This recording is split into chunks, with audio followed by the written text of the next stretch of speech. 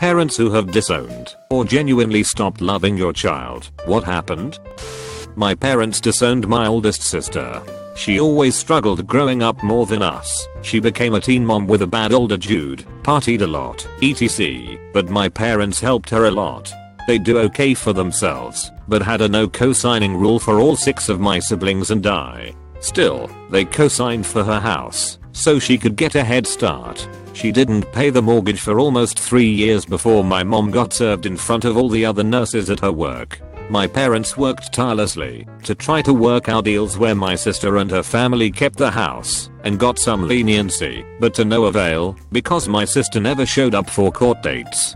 During this time, she paid $12K for IVF and got pregnant with her 5th kid. When my mom demanded some of the money back, she accused my dad and my brother of beating her sons. When my parents took them to Disney World, he didn't, and said she'd file a police report if he asked for money again. They kept asking, cause it wasn't true. She awkwardly joined us for Christmas and punched my brother in the face during the meal for humiliating her oldest son by asking him if he wanted to work at my brother's company for good pay. Her oldest son is in and out of jail, and my brother was trying to help him after his release, but her son said he didn't want a job and got mad. She then called the cops and told them the same brother had illegal guns in his truck, and they came on Christmas night and searched his truck. No guns found. Needless to say, she is not welcome anywhere near any of us, and my mom still cries about it, but refuses to talk to her again.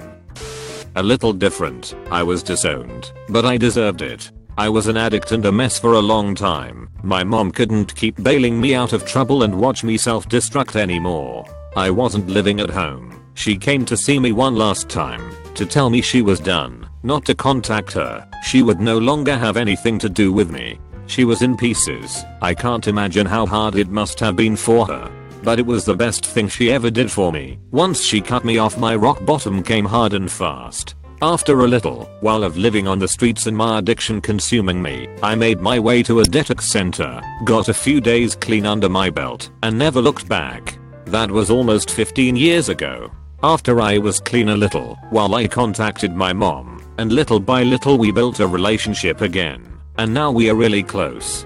I'm forever grateful to my mom for letting me fall and letting me back into her life. My ex-wife disowned my son. We both married young when I was in the military, high school sweethearts. She became pregnant 6 months into our marriage. I don't think she connected with him at all after he was born. The most she did with him was Instagram photo shoots where she painted herself as #1mommy. When he turned 3, I left the military. A year after that, she ran for the hills. I remember it like it was yesterday. I sat down with her at a local restaurant to talk divorce plans. We split all of our financials and material items down the middle. We finally got to custody for my kiddo, something I dreaded to discuss because fathers never gain custody in my area, and she tells me I want absolutely no responsibility. I was taken back, and I asked if she was sure. She was. That one sentence hurt me more than anything else that happened during that time. My biological father wanted nothing to do with me, and now I was seeing it happen with my own child, but with his mother. I received full custody and she married within a year afterwards. She had another child too. Her parents try their best to be a part of his life, but she still does her best to avoid him. He's 7 now, and used to it, but I know it weighs heavily on him. Shit sucks ass, but it's life, I guess. I was a kid and my sister was much older when my parents were finally done with her. From my recollection, she went through the cycle of making one stupid decision after another, even when they would tell her and show her why she shouldn't make that decision. Dropped out of college they were paying for and used the tuition money she was refunded to buy a Firebird, then quit her job, let car run out of oil, kept driving it until the engine seized up. Parents bailed her out again, buying her what they could afford on one salary, a decent, used station wagon. Only catch, she take the job my dad called in favors for. Parents come home one day to find strange car in driveway, a Sunbird. It was old and shitty, but it was the one trade my sister managed to swing on the station wagon.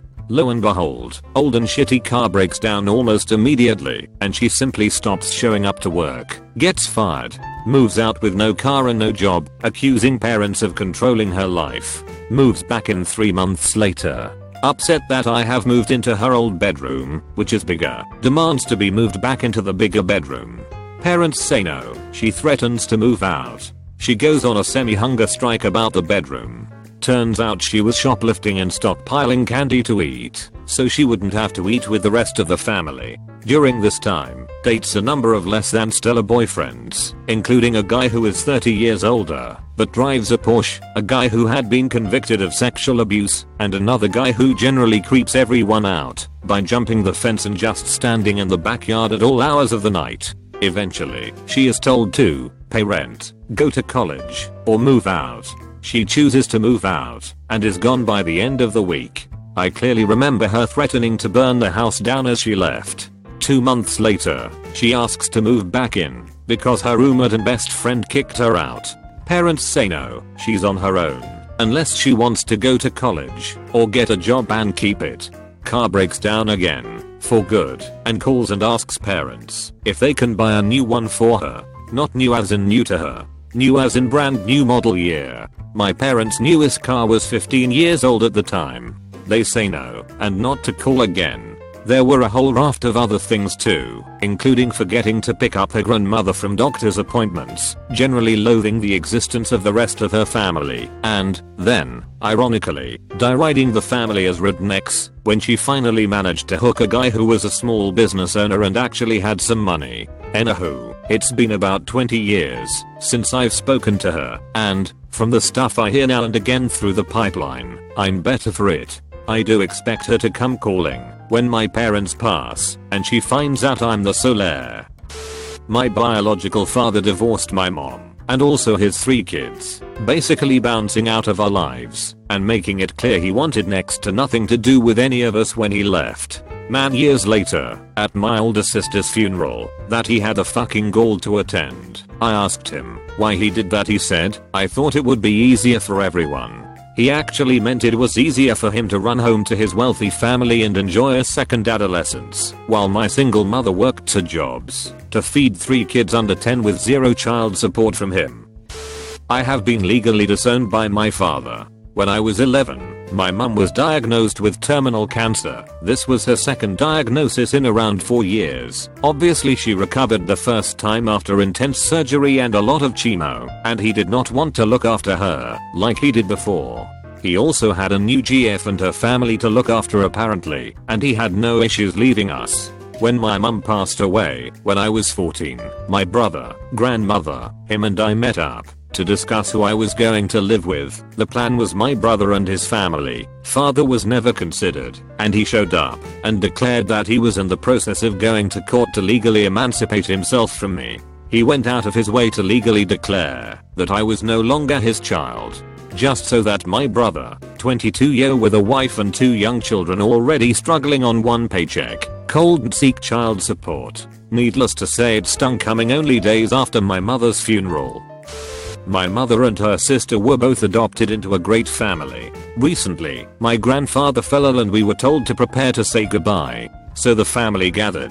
My grandmother has had a hard time with her memory since she had a brain hemorrhage, but she welcomed my aunt into her home during this tough time. Whilst my grandfather was in his final week, Wendy, aunt, took my grandmother's ATM card and proceeded to spend well over $1,000 on herself and get herself a motel room. She also attempted to steal their car. When my uncles found out, she basically disappeared into the wind. After my grandfather passed and his funeral was all sorted, my grandmother went to an attorney to write Wendy out of any inheritance she would get from their estate when she passes. She didn't press any formal charges because the whole process would have been lengthy and more painful for her. She didn't need the extra stress. I'm pretty sure one of my uncles also threatened Wendy to make sure she stayed away from my grandmother from now on too.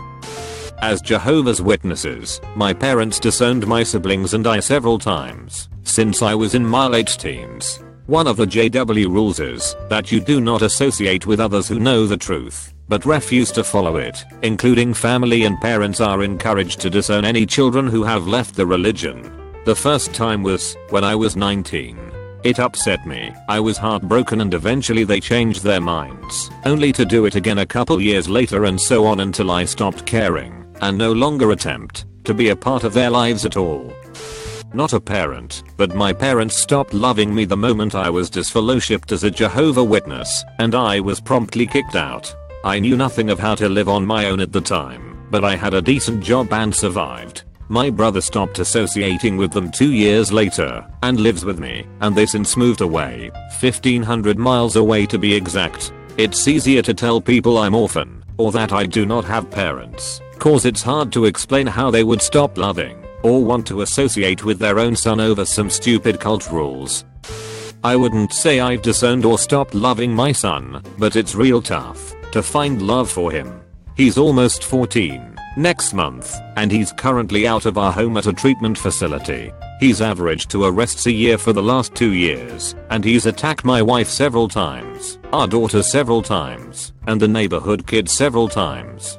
He's run away from school, run away from home, and tried to push me off the roof of our house after threatening to jump off and hurt himself. We have become that family in our town where the police are called to our home on a semi-regular basis. He's been getting more violent as he gets older, not to mention bigger and stronger, and I honestly don't see an end in sight. The key fact I'm leaving out is that he's been diagnosed as high-functioning autistic and is also bipolar. That's like putting walls around a tornado and expecting it to stay inside the walls. A lot of what has occurred he had little control over because of the way his mind is, where he's constantly at war with himself, structure versus chaos, and my wife and I have tried desperately to give him the best life we can while keeping ourselves and our daughter safe, but I'm tired. It's been 8.5 years we've been going through this with him, and I've been ready to throw in the towel on him for a while. But my wife refuses to let him go, so we wake up every morning trying to give him the best life for him and our girls. Since it seems to have widened a bit, a family torn apart, based on an aunt and her niece.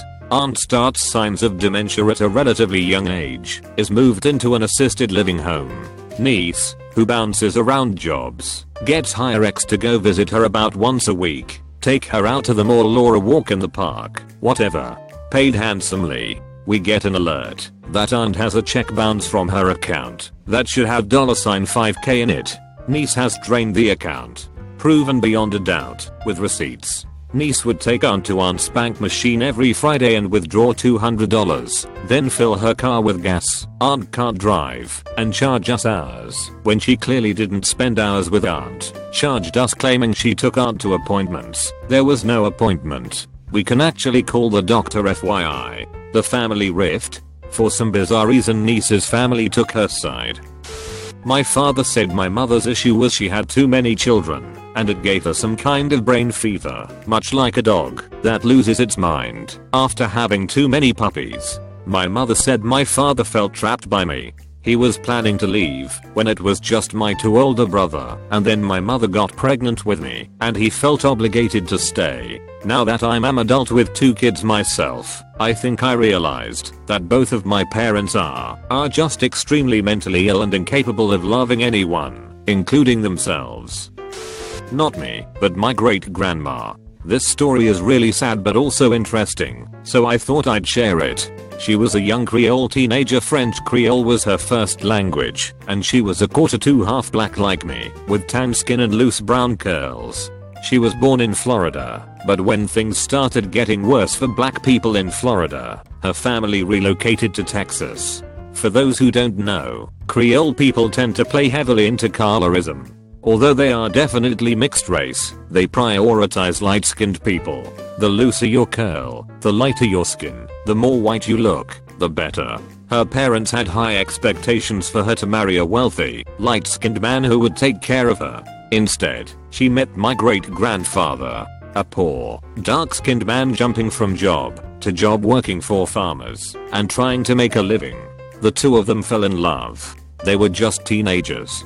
Her parents threatened to disown her if she continued seeing him, and like a rebellious teenager, she refused. They wanted her to do better.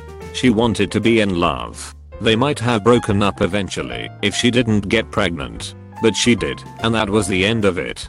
Her parents basically said you've ruined your life, and disowned her right there. The whole family disowned her. No one would speak to her aunts, uncles, cousins, not a single person stood up for her. So she had no choice. The two of them moved to California so he could get a job picking oranges. He built a house. They had their first daughter. She was 16. She never saw her family again.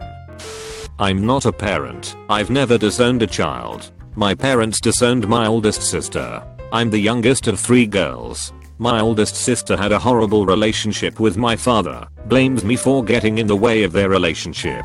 She had her first baby, to spite him, when she was 16 years old. My father refused to give her money because she met a deadbeat child predator and got pregnant again and again. She constantly put herself and deadbeat before kids. Dad would send money to girls for Christmas and birthdays and never heard a thing. He finally gave up. She's 30, has 6 daughters, and lives in a mobile home in North Carolina. We hadn't seen or heard from my sister until June of this year. My oldest niece contacted me asking to come to Florida, where I live, for the summer to get her and her sisters out of the trailer. I agree, contact sister and she agrees. I set up plane tickets and organize the rooms they'll stay in. When they got here, they were completely disheveled. Clothes visibly dirty, smelled foul, so covered in lice that my white towel stained grey from removing them. My niece informed me that they had been without water and electricity for 6 months. They live in a 2-bedroom mobile home. There are holes in the roof, bugs, and rats everywhere. As a family, we decide the girls aren't going back to North Carolina. We tell my sister to come to my parents' house in Florida to get her life together and get back on her feet. She refused because deadbeat is not invited.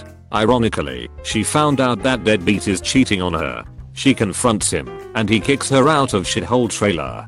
Deadbeat said I would rather be homeless than live with you. Sister now works for the dollar store and doesn't pull her weight with kids. At least the girls are safe now.